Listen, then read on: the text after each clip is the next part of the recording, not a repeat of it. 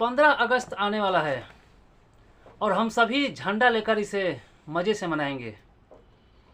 तो क्यों ना उस लड़के को याद किया जाए जो 15 साल की उम्र में 15 कोड़े खा लेता है अपनी देशभक्ति की जज्बा दिखाने के लिए। एक ऐसे लड़के की कहानी जो भगत सिंह से भी कम उम्र में फांसी के तख्ते पर झूल जाता है। एक ऐसे बच्चे की जिसने अंग्रेज़ों के चूल्हे हिला लेती थी। एक ऐसा बच्चा जो 18 साल से कम उम्र में फांसी पर झूल गया। आप सरहद के इस पार हो या सरहद के उस पार हो, आप 14 अगस्त को इंडिपेंडेंस डे मनाएं या 15 अगस्त को इंडिपेंडेंस डे मनाएं, आपको याद करना होगा, आपको सलाम करना होगा उस बच्चे को जिसने आपकी आज़ादी के लिए अहम लड़ाई लड़ी है। आपको याद करना होगा खुदीराम बोस को, जिन्होंने अपने दम पर अंग्रेज़ों को नाक चना चबा दिया। एक ऐसा क्रांतिकारी खुदीराम बोस जिसके बारे में जितने शब्द कहे जाए वो कम है। 18 साल की उम्र में स्वतंत्रता आंदोलन की लड़ाई में जिस तरह से उन्होंने जत लगाई थी, जत आई थी, वो काबिल तारीफ़ है। और हमें लगता है कि जब हम 15 साल की उम्र में हमारी खेलने की उम्र हो, नासमझ की उम्र हो, आशिकी बहुत लड़के करते हैं, अपने भविष्य सोचते हैं, उस उम्र में उस लड़के ने तहलका लगा दी थी और उस उम्र में हंसते हंसते फांसी पर झूल गया ताकि हम और आप बैठकर बातें कर सकें। वो एलओसी में गाना था ना, एक साथी और भी था। जब हम 15 अगस्त मनाते हैं तो ऐसी कहानी ज़रूर सुने, ज़रूर समझें, ताकि हमें लगे कि कोई था जो हंसते हंसते हमारे लिए फांसी पर चढ़ गया। खुदीराम बोस की कहानी सुनकर आपको एक्सप्रेशन ज़रूर मिलेगी, क्योंकि 15 साल की उम्र में बहुत कम ऐसे केसेस मिलते हैं, बहुत कम, बहुत रेयर केस है जो देशभक्ति के लिए न्यौछावर हो।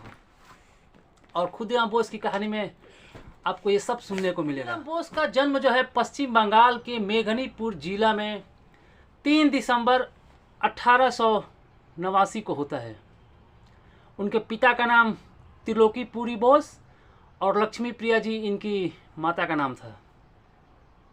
इनके नाम को लेकर भी बड़ी दिलचस्प कहानी है, क्योंकि इनके जन्म से पहले इनके माता पिता को और 2 पुत्र थे जो कम आयु में उनकी डेथ हो गई थी।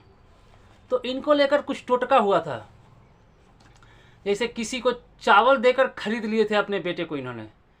तो पश्चिम बंगाल साइड में चावल को खुदी बोला जाता था और उसी के आधार पर इनका नाम खुदीराम बोस पड़ गया। 15 साल की उम्र में अंग्रेज़ों से लोहा लेने के लिए उतर गए थे और अंग्रेज़ों के खिलाफ कुछ पर्चे बांट रहे थे। मेघनीपुर जिले में कोई मेला लगा था और उस पर्चे में और कुछ नहीं लिखा था, बस वंदे मातरम लिखा था। और वो पर्चे बांट रहे थे और इनके साथ कुछ और क्रांतिकारी थे। तभी किसी ने जाकर अंग्रेज़ों से बता दिया। अंग्रेज़ों को खबर लगी और अंग्रेज़ पुलिस आई और इनको पकड़ ली। ये बहुत गुस्सैल प्रकृति के थे। इन्होंने एक रख दिया पुलिस वाले के ऊपर और पुलिस वाले के नाक से दाएं बाएं से ब्लड आने लगा। इनको पकड़कर ले गया कोर्ट में। वहाँ पे जो जज था उन्होंने इनकी आयु पूछी। इन्होंने बताया 15 साल। 1906 की बात है। इन्होंने बताया 15 साल। जज ने बोला ठीक है, इसे 15 कोड़े बरसा दो। और 15 बड़े बड़े मोटे मोटे आदमी आए, सभी ने एक एक करके कोड़ा मारा। 15 कोड़ा।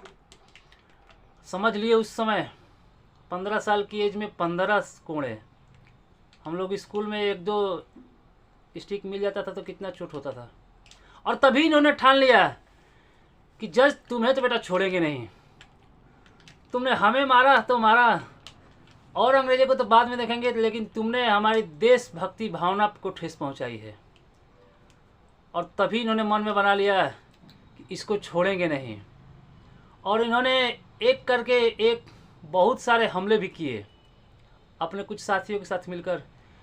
एक इनके साथी थे प्रफुल्ल चाकी, दोनों लोग मिलकर उसके ऊपर हमला किए। जज को डाउट हुआ, वो डर गया। उसने अपना तबादला बिहार के मुजफ्फरनगर में करा लिया।